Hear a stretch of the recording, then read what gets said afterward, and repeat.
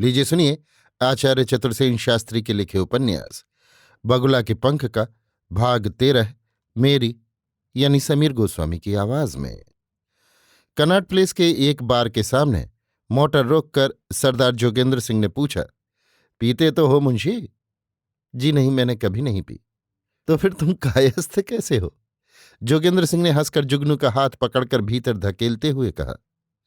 यद्यपि ये एक विनोद वाक्य था, परंतु इस वाक्य को सुनकर जुगनू एक बार ठंडा पड़ गया।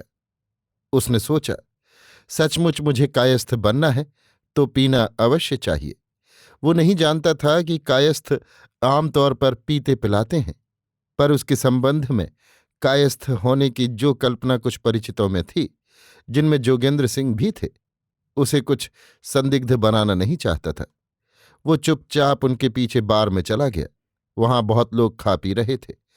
अपने जीवन में जुगनू ने पहली ही बार यहां देखा कि खाने पीने में भी विलास का उत्कट रूप कैसा होता है। चारों ओर चमचमाती मेजें, उनके इर्द गिर्द स्प्रिंगदार सोफे और उन पर बैठे संभ्रांत स्त्री पुरुष जिन्हें देखकर आंखें चौंधियाती थीं। एक विचित्र गंध और भिनभिनाहट से वातावरण प्रेरित था। जुगनू हक्का बक्का ये रूप देख रहा था। सरदार जोगेंद्र सिंह ने बैरा को बुलाकर ऑर्डर दिया, बैरा 2 विस्की। इसी समय पीछे से आवाज आई, 2 नहीं 3। इस बार खिलखिलाकर हंसने की ध्वनि हाल में गूंज गई। सरदार ने पीछे घूमकर देखा। एक अधेड़ आयु का काफी मोटा और बेडोल सा आदमी हंसता हुआ उन्हीं की ओर आ रहा है। उसे देखकर सरदार जोगेंद्र सिंह ने जरा रुआब भरे स्वर में कहा, अच्छा आप हैं सेठ फकीरचंद, आइए इनसे मिलिए। हमारे दोस्त मुंशी मुंशी सरदार जोगेंद्र सिंह मुंशी का नाम भूल गए। जुगनू ने कहा, जी मेरा नाम जगन प्रसाद है, मैं कायस्थ हूं।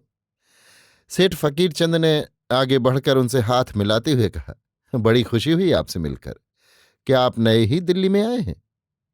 जी नहीं, लेकिन मैं यहां थोड़े ही दिन से हूं। मैं जिला कांग्रेस कमेटी का ज्वाइंट सेक्रेटरी हूं। ओफो, तब तो आप हमारे माई बाप ही हैं। अब ये तो कांग्रेसी राज्य ही है। वो फिर भद्दे ढंग से हंस दिया। बेरा 3 पैग व्हिस्की, सोडे की बोतल, गिलास और बर्फ तथा नमकीन काजू रख गया। क्षण भर सरदार ने प्रतीक्षा की कि मुंशी पैग ढाले, पर मुंशी पीना पिलाना नहीं जानता था। ये देखकर सरदार जोगेंद्र सिंह स्वयं गिलास में बर्फ डालने लगे। इस पर सेठ जी ने कहा, वाह सरकार, आप ठहरिए, ये काम तो मेरा है। सेठ ने पैग तैयार किए। तीनों आदमी व्हिस्की की चुस्कियां लेने और काजू गटकने लगे। मुंशी ने भी साथियों का अनुकरण किया। सेठ और मजिस्ट्रेट बातें करते जाते थे। जुगनू चुपचाप सुन रहा था। शराब उसे कड़वी लग रही थी और बातचीत वो कुछ समझ नहीं पा रहा था।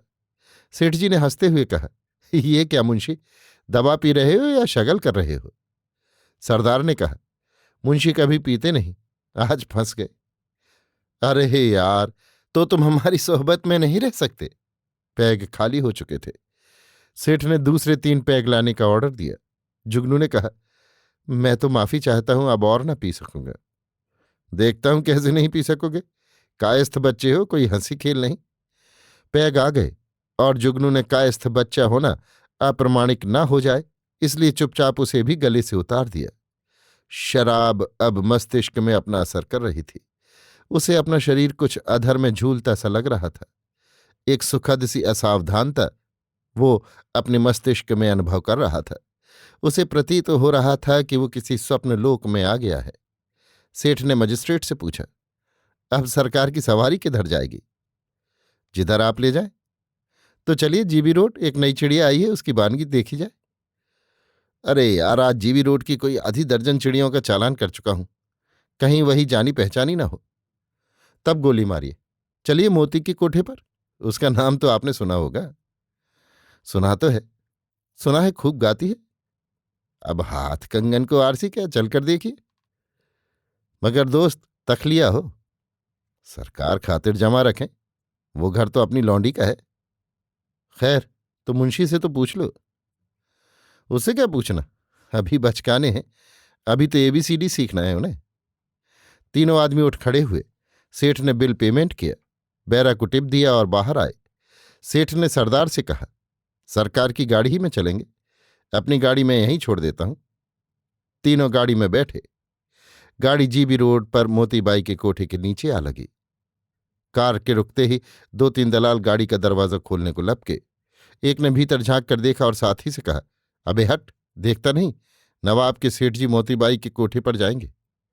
उसने सेठ को झुककर सलाम किया और आवाज दी, भाई नवाब, तुम्हारे सेठ हैं, आओ इधर। जिसे नवाब कहकर पुकारा गया था वो एक दुबला पतला आदमी था। साफ अद्धी का बगुला के पर के समान सफेद कुर्ता, लट्ठे का चुस्त पायजामा, पैर में पंप शू, उंगली में अधजली सिगरेट, मुंह में पान की गिलौरी, सिर पर लखनऊ की 2 पल्लू टोपी, ढलती उम्र, किंतु ऊपर से नीचे तक शौकीन। पनवाड़ी की दुकान से उतरा, लपकता हुआ आया, कार का दरवाजा खोला और हुजूर कहकर तीनों को झुककर सलाम किया। सेठ ने कहा, भाई नवाब साहब, क्या हालचाल है? सब खैर सल्ला है हुजूर, चलिए ऊपर तशरीफ ले चलिए। उसने लखनवी अदा से झुककर लाला को जीने की ओर चलने का इशारा किया। कोठे पर से गाने की आवाज आ रही थी। लाला फकीरचंद ने कहा, ऊपर कौन है नवाब?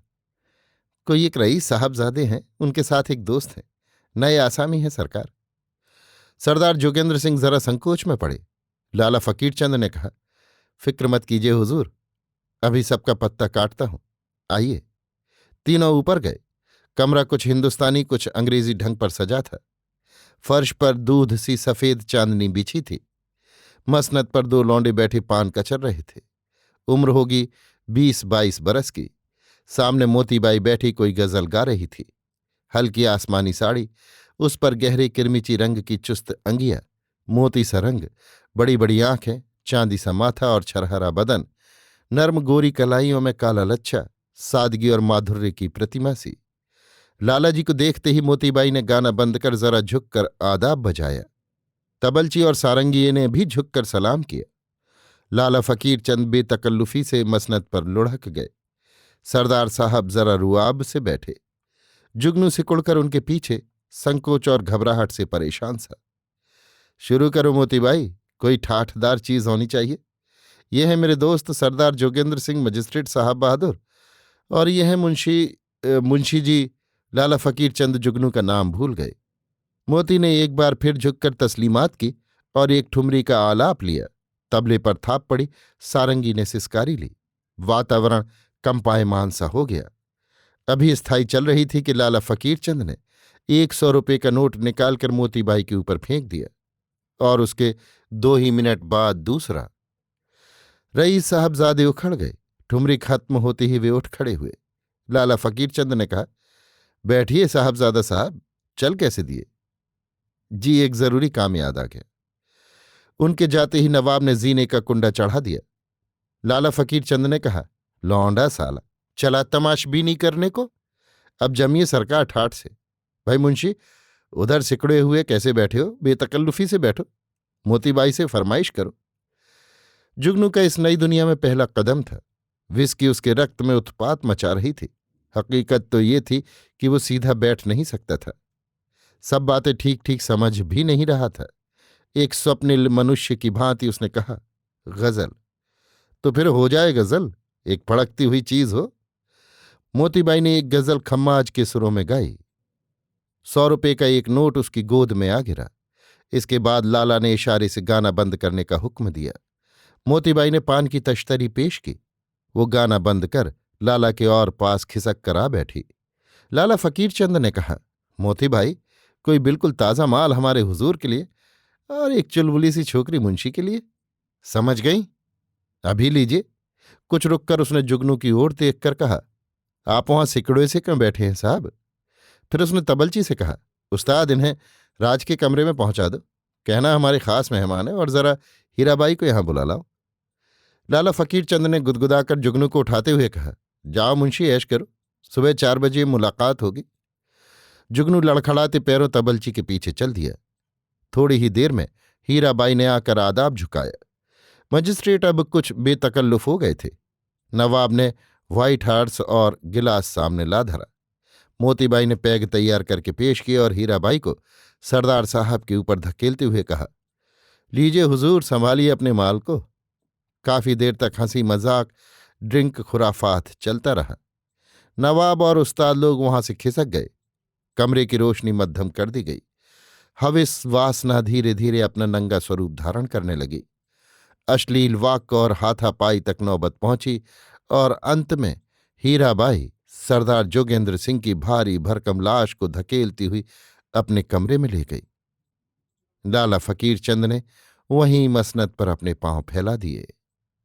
अभी आप सुन रहे थे आचार्य चतुर्सेन शास्त्री के लिखे उपन्यास बगुला के पंख का भाग 13, मेरी यानी समीर गोस्वामी की आवाज में।